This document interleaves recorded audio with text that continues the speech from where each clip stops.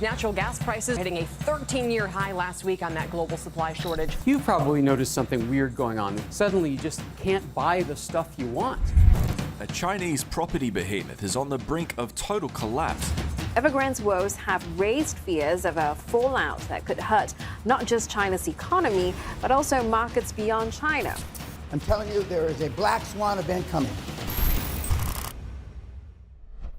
Oh, well, the doom-mongers are back, and their warnings are growing ever louder.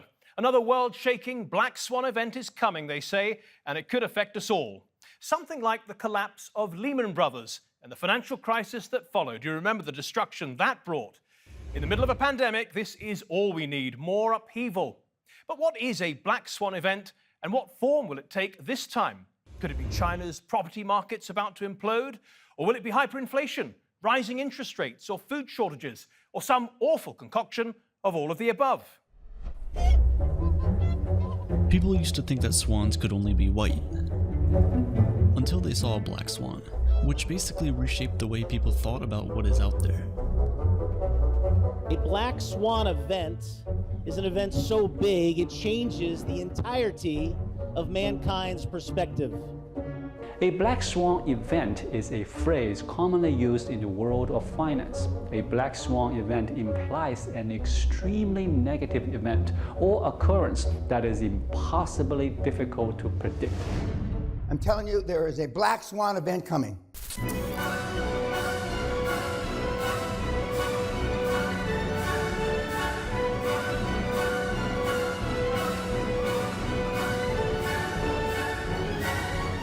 Across Britain, there are big gaps showing up on supermarket shelves.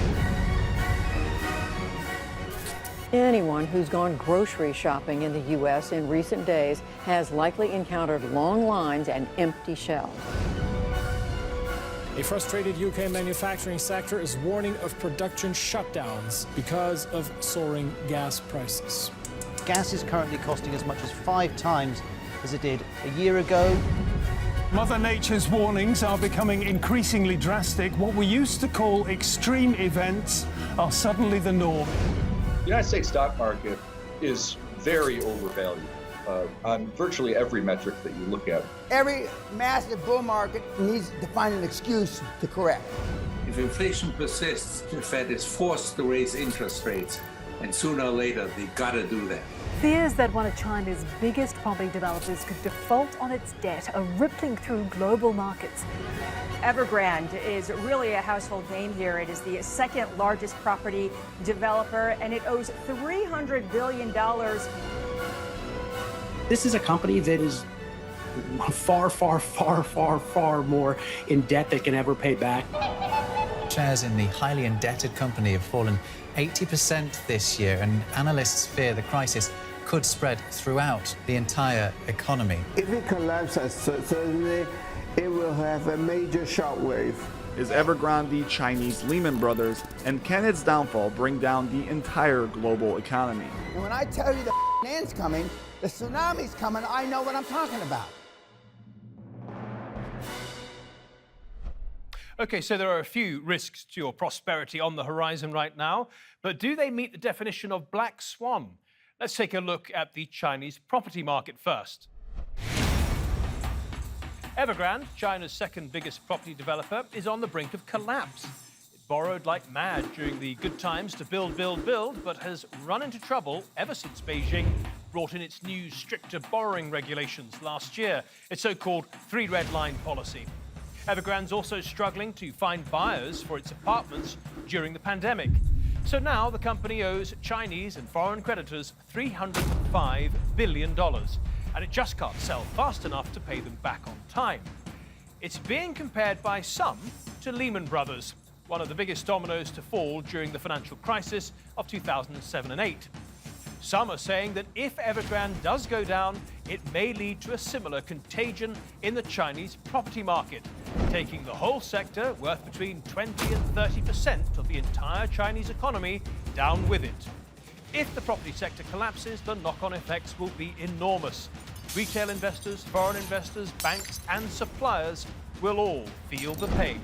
Whatever happens here, if they get through the next few months, I think they probably will, but they face a very, very difficult few years ahead. It's not going to be a great time to be a property developer or to be exposed to property construction in China.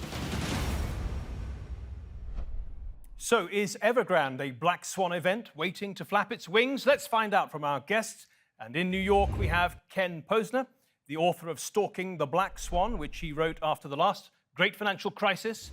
We also have Patrick Boyle, a professor of finance at King's College London. He recently published a very popular video on YouTube all about Evergrande. And in Beijing, we have Sunny Badiga, who's a commodities trader with many years' experience on Wall Street. Welcome to all of you. Ken, let's just start with how you define a Black Swan event. Go ahead.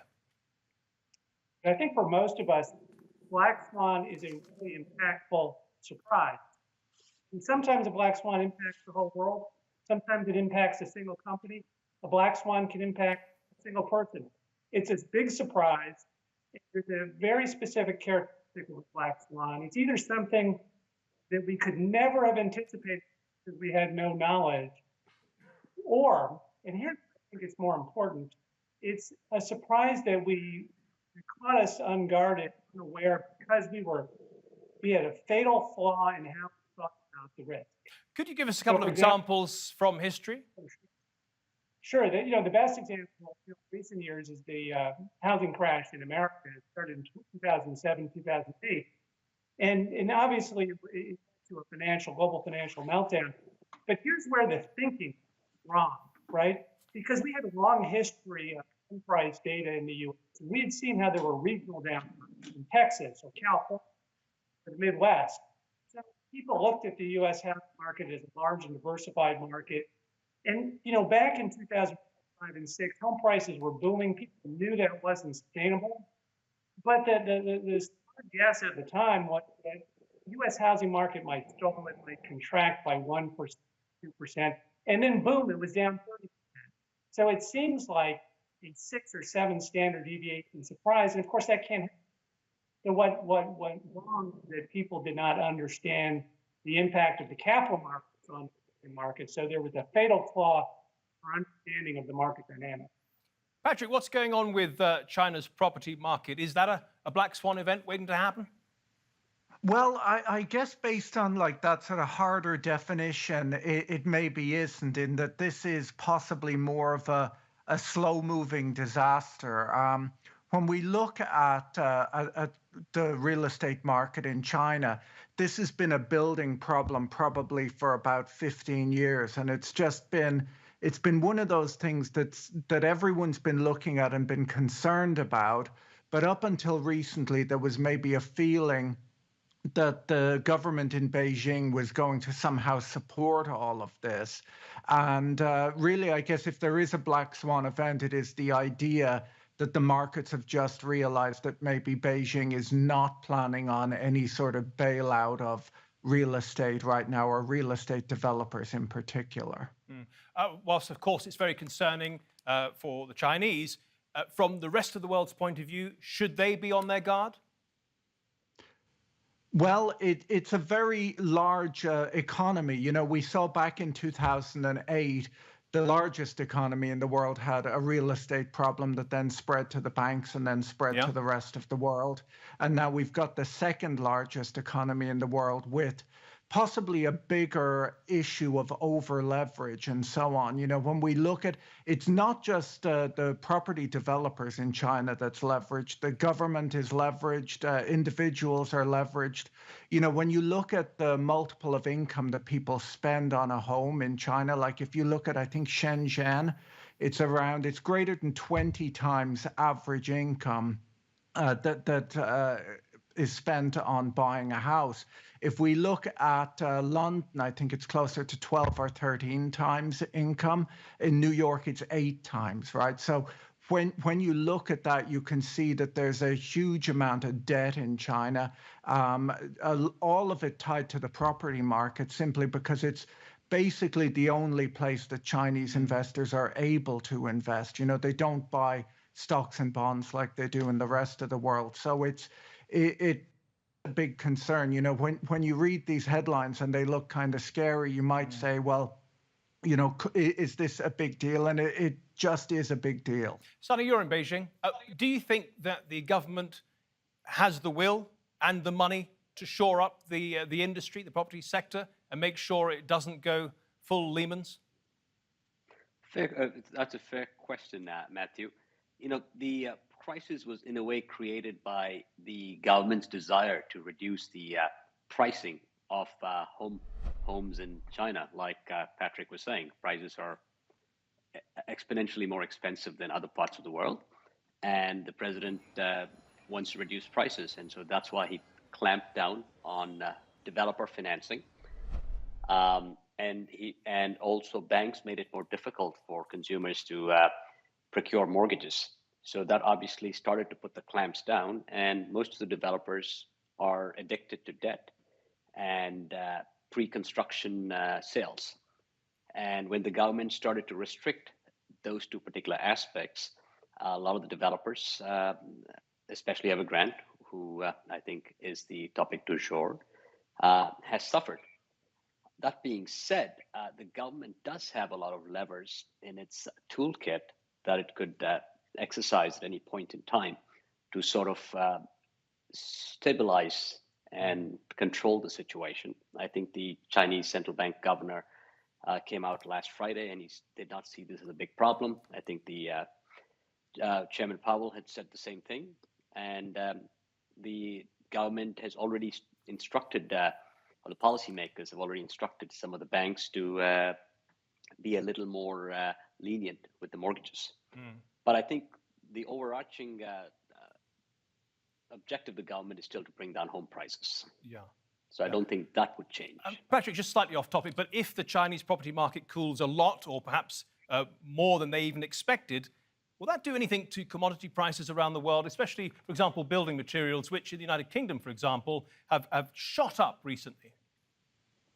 It should have an effect simply because China is, or at least the real estate sector within the Chinese economy is huge. It's around, I think, 29% of the growth out of China seems to come from real estate. And in addition, they're just a huge vacuum for commodities.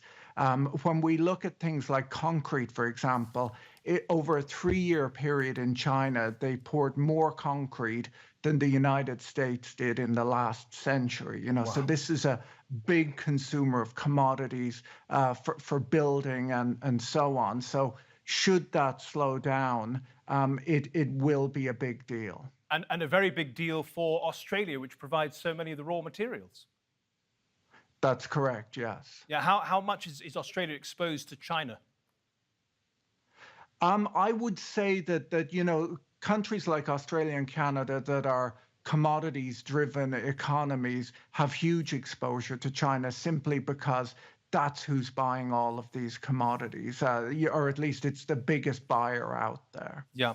Well, let's just expand it a bit and go outside of the Chinese property market to a few other newspaper headlines of late that involve black swans. Are we facing apocalypse of black swan events, says The Week about the United Kingdom.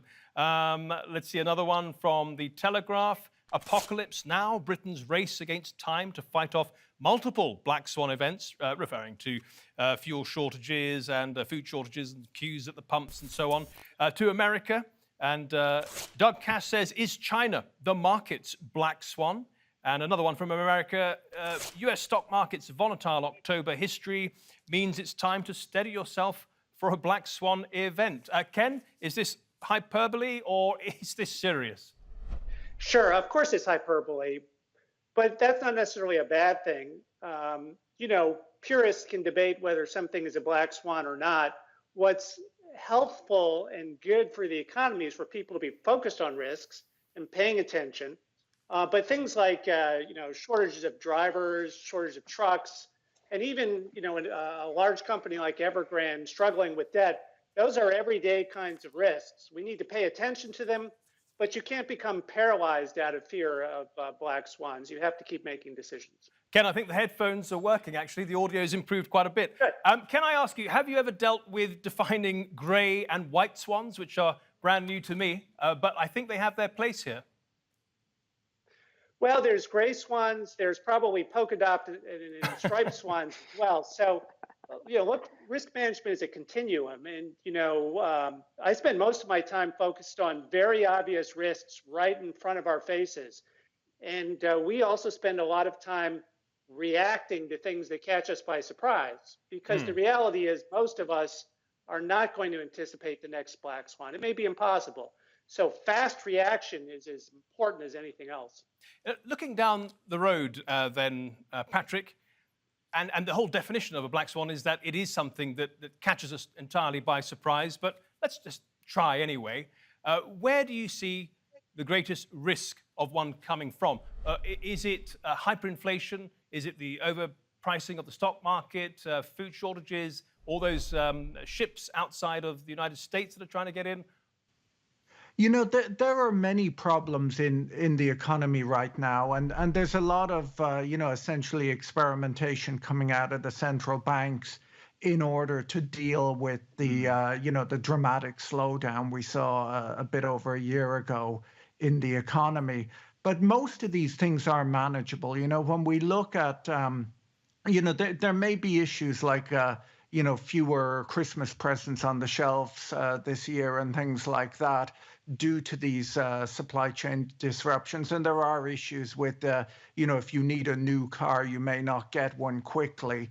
But these aren't really end of the world situations. They're difficulties that will be dealt with. And there's always this thing where I think whenever humanity is faced with a big problem, usually it sort of sparks a lot of inventiveness. And we've even seen that in the whole COVID thing. A year ago, we were told there was this terrible disease that would kill half of the planet. And then we saw vaccinations and medicines come to the market faster than ever occurred in history.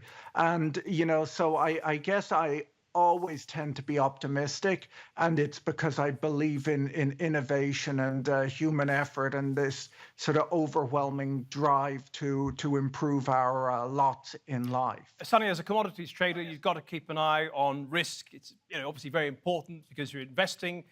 How do you manage that kind of risk? And are we in particularly risky times? The commodity market has been in a sweet spot right now, given how China has been procuring materials for the last year or so during the onslaught of the pandemic. And then I think at this point, China has made a decision to slow down the pace with respect to some of that aspect of the stimulus. And I think, as I think Patrick or somebody alluded to before, iron ore prices have started to tail off. So there would be some sectors of the commodity market that would link to the steel market that might not be as robust as it was before. But I think there are other sectors of the commodity markets like electric vehicles and so on that would need a lot of lithium-based ore or copper and nickel and so on. That should still see some very positive momentum on their side. So I guess at this point, it depends on which sector it is. But I think some of the conventional stuff that China has been fueling, that has started to slow down a little bit. Just ordinary people, rather than, say, investors, one of the biggest things for them, interest rates on their mortgages. Of course, the system changes depending which country you go to around the world, but there is a feeling, isn't there, that central banks have to push interest rates up. Therefore, mortgages go up, less money in their pockets, and a lot of people are quite worried about that. Just start with you. Where do you see interest rates going in the United Kingdom, the United States, and then we can go to elsewhere? Obviously, I think the world has come to some sort of an expectation that interest rates are heading to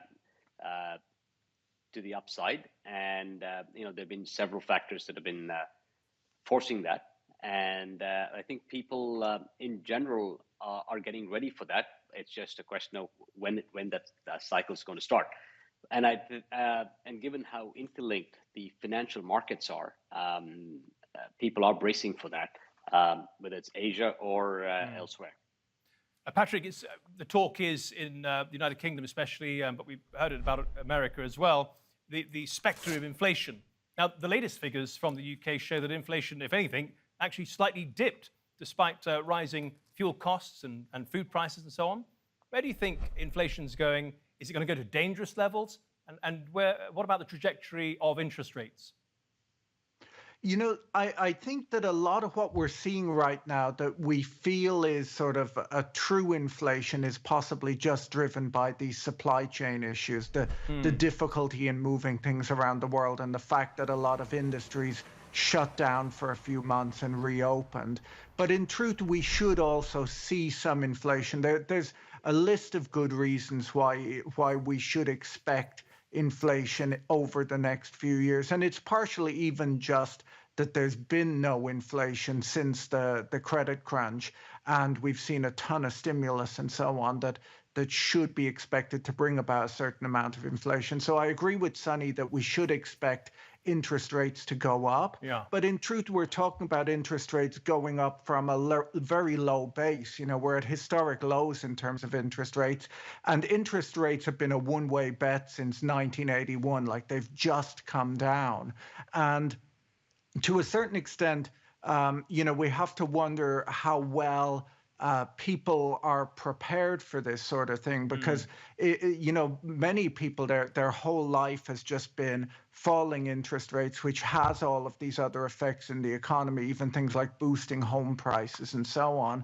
And in an environment in which interest rates start rising, you know, we don't, it's not obvious to me that the world is that, like, traders and investors might be prepared for that idea, but I don't know to what extent people at home are sort of setting aside money in case their mortgage goes up. Let's finish on that point then. Ken, we'll start with you. We'll go across the board. How do ordinary people protect themselves if, in fact, interest rates go up to counter inflation, which goes up as well? Where should they park their money if they have some? Well, you mean besides Bitcoin or something like that, I assume. But look, I definitely don't, not including that. I don't have advice for the average person. But here's what I think is most important for the average person: just to listen to both sides of the debate and think about the risks out there. Everybody's got a different risk profile. But I think going back to the Black Swan problem, it's a lot of times it's a problem because we become locked into a certain way of thinking. An idea that interest rates could never go back up would be a great way to set yourself up for an unpleasant surprise. Patrick, should people be buying defensive stocks, gold, have cash? What should they do? Well, there's an interesting thing. If you look at the stock market, and we can see that there's been huge rallies in the stock market, really since the credit crunch, but a lot of that has been tied to a few stocks. But if you look at the broader stock market, you'll see that an awful lot of the market really has done nothing over the last 10 to 12 years. You know, a lot of global stocks, value stocks, things like that. So if people do want to put their money to work in the stock market, but don't necessarily want to sort of feel they're buying things at all-time highs, they can still do that by selecting what they deem appropriate. But I would even argue for a lot of people, they don't have so much money set aside that they can sort of, if inflation came and drove, or if interest rates went up and drove up their mortgages a lot, they don't have such a large investment portfolio that it would offset that additional expense. So really, I would say for the average person at home, a lot of what you can do is just really to prepare, you know, and essentially during good times to set money aside and prepare for maybe higher expenses down the road. And that's really what people can do, is possibly just budget better rather than have a complex investment portfolio that will hopefully pay off in a Black Swan event. That's really good advice. Spend less, save more. That's great advice. Right, but what if you save more and then the money becomes worth less because of inflation? If that does happen, Sonny, what can people do to hedge against that? Oh, I'll talk about it from an Asian perspective, right? Real estate is the thing that a lot of Asian investors are most comfortable with. And they all have, to the extent possible, they all have multiple apartments, homes, because that's the one that they think is the most safe on a cross-cycle basis. So when they struggle to find opportunities. They gravitate towards real estate, albeit it might be a negative spread, which is difficult for people coming from the West to comprehend. Yields in many big cities in Asia, or even in China, for example, rental yields are 2%, and people still buy into it on the expectation of capital appreciation. So a lot of people gravitate towards real estate in this part of the world. I wish them all the best. Sonny, Patrick, Ken, thank you for trying to help us navigate the tumultuous financial times ahead. Much appreciated.